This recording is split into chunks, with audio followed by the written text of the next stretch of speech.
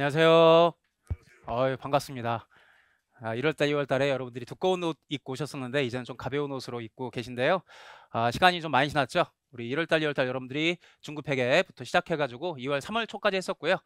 지금부터 이제 여러분들이 고급 회계 수업을 들으실 거고요. 반갑네요. 아무튼 저도 놀지 않았고요. 열심히 다른 강의하고 책도 열심히 만들어가지고 고급 회계 책도 이번에 새로 출간이 됐습니다. 일단 책 관련해가지고 먼저 말씀을 드리면요. 제가 기본서 같은 경우에는 2년에 한 번씩 개정을 하거든요. 그래서 여러분들이 1월달, 2월달에 보셔도 중급 회계 같은 경우에도 새로 개정된 책 가지고 보셨고요. 지금 고급 회계 책도 이번에 제가 새로 개정을 해가지고 여러분 갖고 계신 이 책입니다. 책부터 먼저 말씀드리면 제가 2년 주기로 개정을 하는데 중급 회계도 마찬가지고요. 고급 회계도 마찬가지고 개정된 건 아무것도 없거든요. 2년간 기출문제가 좀 쌓이기 때문에 그 기출문제 좀 반영해가지고 뒤에 객관식 기출문제 제가 좀 더 새로운 기출문제로 보강을 했고요. 2025년도 올해 회계사 세무사 1차 시험까지 반영해가지고 제가 업데이트 했고요. 그 다음에 내용 설명하다가 조금씩 제가 좀 추가시켜야 될 내용이 있다면 그거 좀 추가시켜가지고 책을 만들었으니까요. 혹시 옛날 책 갖고 계신 분들은 이번 강의랑 좀 맞지 않으니까 온라인 강의 들으신 분들 중에 혹시 친구가 준 옛날 책이 있으면 그 옛날 강의 들으시면 되는 거고요. 지금 책으로는 지금 강의 들으시면 됩니다. 책을 다 바꾸셔야 되고요. 그 다음에 중급 회계 같은 경우에도 제가 여러분들한테 강의 시간에 하는 필기노트 있죠? 이것도 제가 필기노트 다 만들어가지고 여러분들한테 나눠드렸으니까 수업 시간은 대부분의 필기들은 여기다 들어가 있을 거고요. 교재에 있는 필기는 교재에 있는 거 갖고 여러분들이 따라오시면 되는 거고요. 교재에 없는 것만 제가 따로 필기노트 만들었으니까 수업 들으시면서 이거 따라오시면 좀 편하실 겁니다. 일단 중급 회계 다 까먹으셨죠? 다 까먹으셨을 거야. 중급 회계가 뭔가요? 회계가 뭔가요? 좀 이따 말씀드리도록 하고 일단 여러분들이 세법 참 대단하죠. 세법. 저 옛날에 공부할 때 경험을 좀 말씀드리면 야 이게 해도 안 되는 게 있구나. 연애만 해도 안 되는 건 줄 알았거든요. 하지만 공부도 해도 안 되는 게 있구나. 제가 첫 번째 느꼈던 벽이 세법이었어요. 저도 시골에서 서울 올라왔기 때문에 시골에서 공부 좀 꽤나 한다고 했었거든요. 그래서 물론 서울 수준까지는 아니었지만 지방 수준으로는 공부 좀 잘한다고 했는데 서울 올라와가지고 제가 공부하면서 회계사 공부하면서 느낀 벽이 중급 회계 공부할 때는 그렇게 벽을 못 느꼈거든요. 왜냐면 중급 회계 공부할 때는 뭔가 의욕이 있잖아. 어려운 거 나오면 당연히 어려운 거구나 하고 또 수업을 진행하면서 또 강의를 들으면서 내가 지금 당장 몰라서 그렇지 하면 할 수 있겠구나. 근데 세법에서 그게 무너졌어요. 해도 안 될 것 같더라고요. 야 양이 워낙이나 방대하기 때문에 해도 안 될 것 같다. 여러분들은 세법에서 배우신 게 뭐예요? 결론은 세금 얼마 낼 거냐라는 거죠. 그러니까 기업들 법인세, 그다음 개인들 소득세, 세금 얼마 낼 거냐. 그거 열심히 공부하는 게 바로 세법이죠. 그러니까 재무회계 공부하다가 세법 기준을 여러분들 공부하시게 되면 과세소득계산에 집중하다 보니까 재무회계 논리를 많이 까먹게 돼요. 또 재무 관련 뭐 공부하는 거예요? 지금 여러분 수업 듣고 계실 텐데 맨날 같이 평가하고 앉아 있죠? 맨날 같이 현금으로 파악하고 할인율 적절하게 파악해가지고 맨날 같이 평가하고 앉아 있고 지금 경제학 듣고 계시죠? 경제학 뭐 공부하는 거예요? 맨날 합리적 의사결정. 사람은 합리적이지 않아요. 하지만 완전 경쟁시장 아주 많이 들으셨을 거야. 완전 경쟁시장에서 합리적 의사결정을 할 때 어떻게 의사결정할 것인가 맨날 그것만 공부하고 앉아 있는 거고요. 자, 앉아 있는 거죠. 재무회계는 근데 뭐 공부하는 거예요? 그래서 제가 고급회계 같은 경우에는 바로 고급회계 강의 진행하기 전에 여러분들이 재무회계 많이 까먹으셨을 거니까 필기노트 이용해가지고 재무회계가 뭔지 그것 좀 오리엔테이션 좀 갖도록 하겠습니다. 한 1시간 정도 걸릴 거고요. 아무래도 여러분들이 중급회계적 지식을 다 까먹으셨을 거기 때문에 까먹는 게 정상이에요. 사람이라면 그 방대한 지식을 여러분들이 다 안고 있을 수가 없어. 우리 머릿속에 있는 지식은 선입선출이죠. 먼저 들어온 건 다 먼저 나가버렸고요. 물론 그렇다고 후입을 기억하지 못해요. 선입선출 계속 나가버리고 더 이상 후입은 안 들어오죠. 안 들어오는 건데 재무회계를 많이 까먹으셨을 거고 또 중급 회계가 있고 고급 회계가 있는데 서로 다른 얘기들이거든요. 중급 회계 복습을 좀 여러분들이 많이 좀 하고 중급 회계 기억이 살아나야 고급 회계를 공부하는 건 아니에요. 그래서 강의할 때는 여러분들이 중급 회계 지식을 다 까먹었다고 생각하라고 고급 회계 강의하면서도 중급 회계랑 연관되는 부분이 있으면 제가 여러분들한테 중급 회계 얘기했던 거 다시 한번 다 설명을 드리게 될 겁니다. 그러니까 중급 회계 사전 지식 없어도 되니까요. 그냥 요것만 한번 들어보시면서 우리가 재무회계에서 뭐 공부했는지 아까 제가 말씀드렸죠? 세법은 과세소득의 계산, 재무관리는 가치평가, 그 다음에 경제학은 합리적 의사결정. 재무회계를 한마디로 요약하면 뭐예요? 재무회계는 그냥 재무제표 작성이에요. 열심히 한번 재무상태표 포괄순이익 계산 잘 만들어보자라는 거죠. 왜냐하면 재무회계라는 게 주주와 채권자가 회사에 자금을 제공했을 거기 때문에 그 제공한 자금을 잘 운용하고 있는지 운용상태표를 보여주는 게 바로 재무회계의 영역이거든요. 그래서 잠깐 요거 칠판에 필기하면서 설명을 드릴 거고 재무회계가 뭐 하는 거지? 결론이 이거죠? 재무제표 작성. 그럼 이 재무제표 작성을 공부하기 위해서 우리가 중급회계 챕터별로 여러 개를 공부를 했었죠? 이거 다 여러분 공부한 겁니다. 저도 강의한 게 기억나지 않아요. 여러분들도 강의를 쓰고 한 게 아무것도 기억나지 않으실 거야. 중급 회계 챕터가 재무제표 작성에 어떠한 영향을 주게 되는지 간단하게 설명드리고요. 그 다음에 고급 회계에서 공부하는 건 어떤 내용들인지 이걸 간략하게 한번 리뷰를 한번 해보도록 하겠습니다. 먼저 이거부터 한번 해보시죠. 재무회계의 정의. 간단히 말하면 재무회계의 정의는 재무제표의 작성이에요. 네, 재무회계라는 게 바로 이렇게 두 가지 연관관계에 의해서 재무회계를 정의 내릴 수가 있죠. 조금 위에 쓸게요. 첫 번째 시간이기 때문에 그냥 가볍게 들으시면 돼요. 재무회계 정의는 크게 두 가지. 네, 재무 정보를 생산하는 게 재무회계의 역할이죠. 생산의 책임자는 누구예요? 경영자죠. 예, 여러분들 재무관리 공부하시면 재무관리는 주주 입장에서 모든 의사결정을 하잖아요. 우리가 재무회계 공부하는 건 주주 입장이 아니에요. 경영자가 주주와 채권자를 위해서 경영자 입장에서 재무제표를 어떻게 작성할 것인가. 예, 재무제표의 생산자, 재무정보의 생산자가 경영자가 되는 거고요. 그 다음에 그 재무정보를 공급해 주는 거죠. 수요자한테 보내주는 겁니다. 자, 회사 이해관계자가 크게 셋이 있거든요. 경영자가 있고 주주와 채권자가 있고. 재무회계에서는 경영자는 재무정보의 생산자고요. 수요자는 경영자가 누구예요? 주주와 채권자죠. 주주는 자기 자본으로, 채권자는 타인 자본으로. 경영자한테 뭘 제공해 주는 겁니까? 회사를 운영하기 위한 자금을 제공해 주죠. 이 자금을 제공해 주는 걸 재무활동이다라고 부르는 거니까 회계가 재무회계다라고 부르게 되는 겁니다. 자금을 제공해 주셨으니까 경영자는 당연히 주주 채권자한테 뭘 제공해 줘야 돼요? 정보를 제공해 줘야죠. 왜냐면은 주주와 채권자한테 받은 자금, 그걸 자산이다라고 부르는 거죠. 그걸 부채로서 자본으로서 어떻게 운영하고 있는지 그 정보를 제공해 줘야 되는 거고, 그 정보를 제공해 주는 게 재무활동을 제공한 당사자한테 정보를 제공해 주는 거니까 이걸 뭐라고 부르는 겁니까? 재무 보고를 한다라고 부르는 거죠. 자, 그러면 이 재무 보고하려면 뭔가 양식이 있어야 될 거 아니에요. 그 재무 보고의 양식을 회계에서 뭐라고 부르는 겁니까?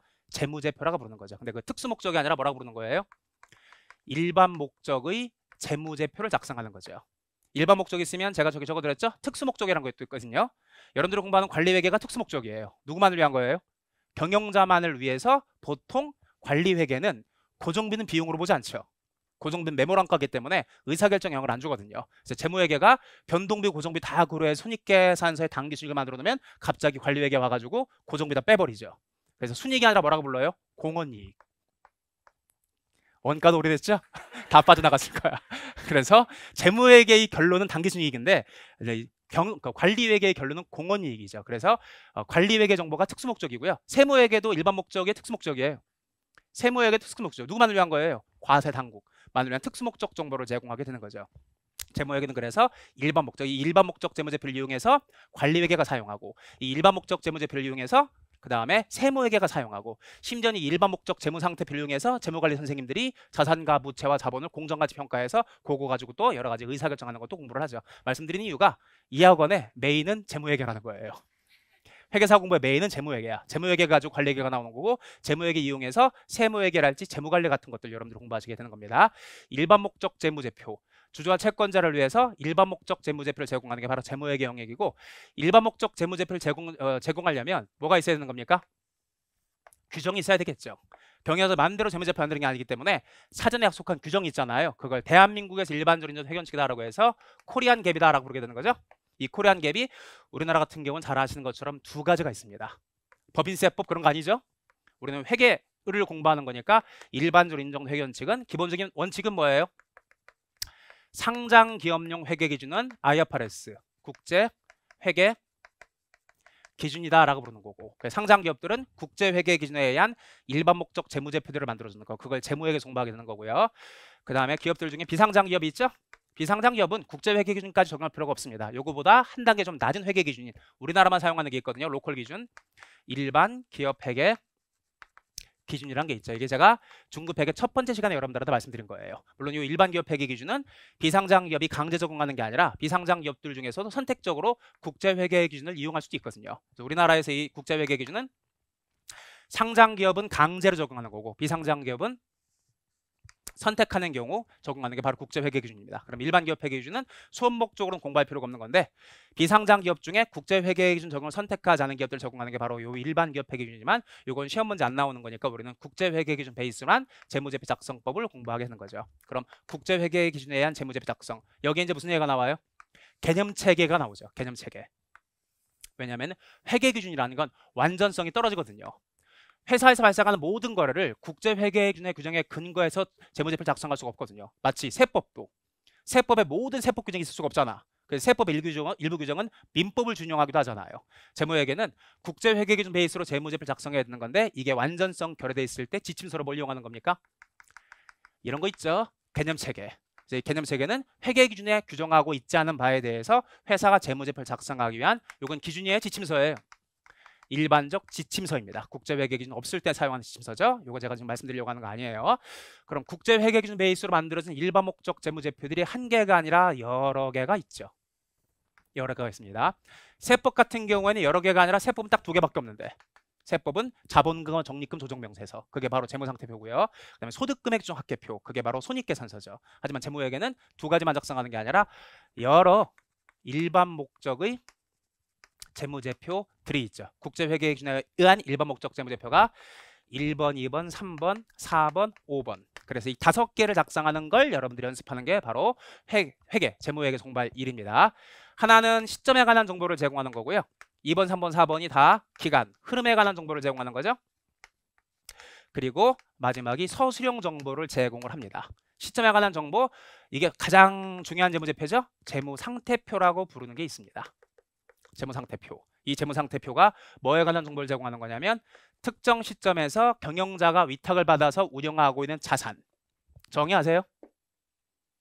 자산, 과거 사건의 결과 현재 통제하고 있는 미래 경제적 효익을 창출할 잠재력을 지닌 권리. 그게 자산이고요. 이거에 대한 채권자의 청구권을 뭐라고 부르는 겁니까? 부채라고 부르는 거죠. 과거 사건의 결과 현재 부담하고 있는 경제적 자원 이전에 대한 의무. 그럼 나머지 청구권을 뭐라고 부르는 겁니까?